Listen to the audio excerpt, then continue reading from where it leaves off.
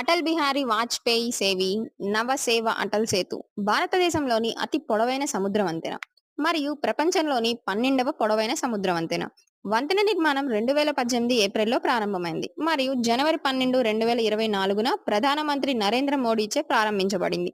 ప్రధానమంత్రి శ్రీ నరేంద్ర మోడీ ఈ రోజు నవీ ముంబైలో అటల్ బిహారీ వాజ్పేయి సేవి నవసేవ అటల్ సేతును ప్రారంభించారు. అటల్ సేతు మొత్తం 17,840 కోట్ల రూపాయలతో నిర్మించబడింది. ఇది సముద్రం మీద 16.5 కిలోమీటర్లు పొడవు మరియు భూమిపై 5.5 కిలోమీటర్ల పొడవు కలిగిన 21.8 కిలోమీటర్ల పొడవు 6 లేన్ల వంతెన.